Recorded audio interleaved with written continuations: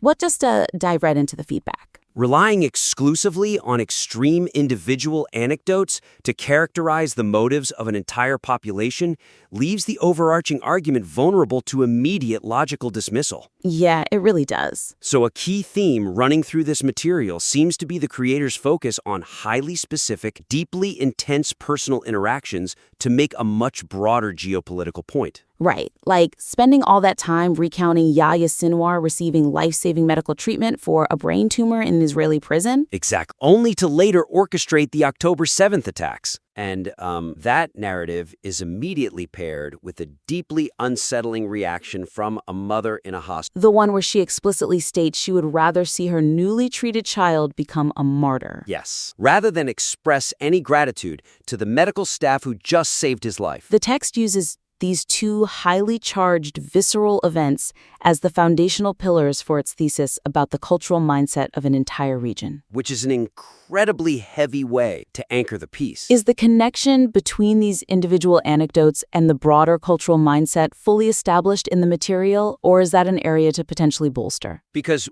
when we analyze the rhetorical structure, the core weakness is a massive logical gap. A huge leap. Right. Making the leap from Sinwar's individual actions and one mother's hospital interview to defining an entire culture as a death cult. A skeptical reader is going to instantly flag this as an anecdotal fallacy. They will simply wave away the thesis. They'll say, these are just two radicalized individuals. They do not represent the whole. And once that mental dismissal happens, the persuasive power of the entire document just collapses. Completely. If you use isolated outliers to make absolute generalizations about millions of people without providing a rigorous bridging mechanism, you hand a skeptical analyst the exact excuse they need to tune out. So the suggestion to resolve this is to connect these individual stories directly to the systemic propaganda machine that the text actually brings up much later in the piece. That is a phenomenal pivot. Instead of presenting these extreme reactions as inherent cultural traits or something baked into the psychology of the population, the author needs to frame these individuals as the logical, predictable byproducts of a deliberate, institutionalized ideological system. It moves the critique from a generalized attack on a people to a targeted, observable critique of an institutional framework. Right. Let's look at some concrete examples of how to actually implement this on the page. Okay. Rather than simply stating the conclusion that some cultures just want to destroy their neighbors, the author could explicitly link that hospital mother's willingness to martyr her son back to the historical doctrines of the PLO. And Yasser Arafat, which are already briefly mentioned elsewhere in the text. Right. You draw a clear historical straight line from Arafat's institutional messaging directly to this mother's hospital bedside. Another powerful option is to frame that mother not as proof of an irredeemable cultural DNA, but as a tragic case study of how deeply the propaganda machine influences everyday individuals. You show the listener the machinery at work. Exactly. You tell them, look at how powerful this system is. It is so pervasive that it can even override a mother's basic biological instinct to protect her child. Framing her reaction as a symptom of a documented indoctrination campaign turns an easily dismissed anecdote into a chilling, undeniable piece of evidence. It anchors the emotion to a verifiable structure. The frequent use of casual internet slang while discussing severe geopolitical violence creates a jarring tonal dissonance that undermines the authoritative voice of the piece.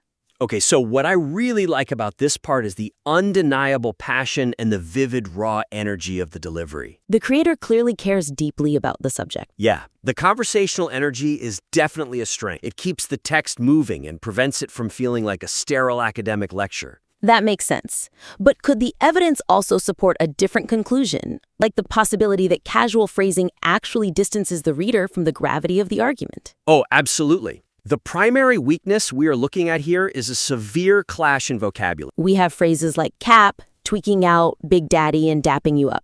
Placed right alongside incredibly heavy subject matter: terrorism, brain tumors, massacres, war. It is a massive tonal collision. This stark contrast actively distracts the audience and diminishes the perceived intellectual rigor of the argument. You are taking a deeply serious geopolitical analysis and making it sound more like a casual internet rant. describe the architect of a massacre or the leader of Al-Qaeda. It just shatters the immersion. It signals to a sophisticated audience that the narrator might not possess the gravitas required for the topic. It inadvertently gives the reader permission to take the core arguments less seriously. Because the author themselves doesn't sound entirely serious. The suggestion for improvement here is to elevate the vocabulary to definitively match the immense gravity of the stakes being discussed. The author absolutely should maintain that passionate, direct delivery. We do not want this to read like a dry text. But they must remove the hyper-casual slang that undercuts the emotional weight of the material. Let's give some concrete examples of how to elevate this prose without losing the author's distinct voice. Take the section where the text discusses the idea of shooting love into Gaza and concludes with what my generation would call cap. That phrase inherently limits the audience and lowers the stakes. It can easily be replaced with something far more authoritative, like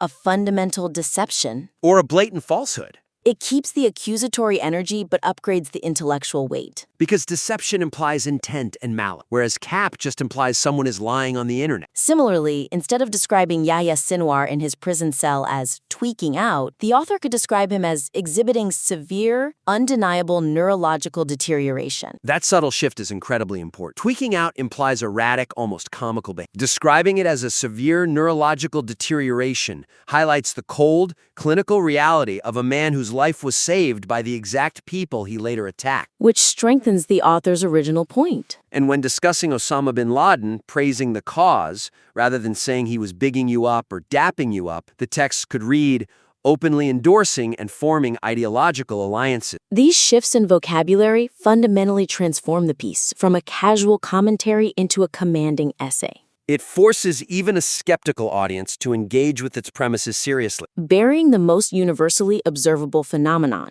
the manipulation of social media and global propaganda, at the very end of the piece squanders the strongest potential hook for engaging a skeptical audience. As I understand it from the notes, the argument here is that the global reaction following the October 7th attack was largely driven by an incredibly sophisticated digital information war. Yes, the text specifically highlights the weaponization of human psychology through the use of out-of-context footage from conflicts in Yemen and Syria. Which is then sharply contrasted with Israel's decision to withhold the October 7th GoPro footage out of respect for the victim's family. This section provides a highly compelling, modern context for how international narratives are formed in real time. Building on that point, what if we looked at it from the perspective of the audience's initial entry point into the... Because the critical structural weakness in the current draft is how it sequences its strongest material. The piece currently begins with a highly sarcastic, slightly alienating hypothetical about Care Bears shooting rainbow love into Gaza. By opening with heavy sarcasm, the creator risks losing the audience before they ever reach the most compelling,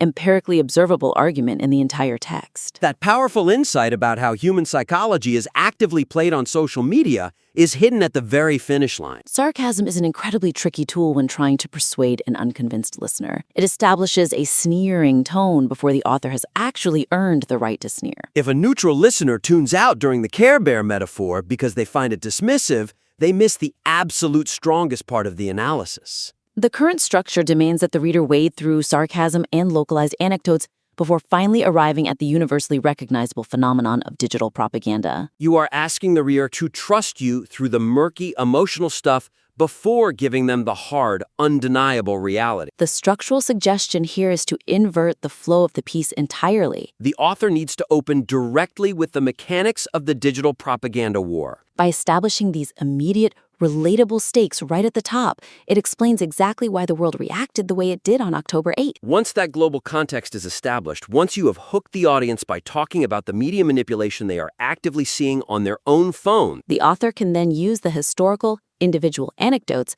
as the hidden physical reality behind that digital veil. You hook them with the macro, and then you prove it with the micro.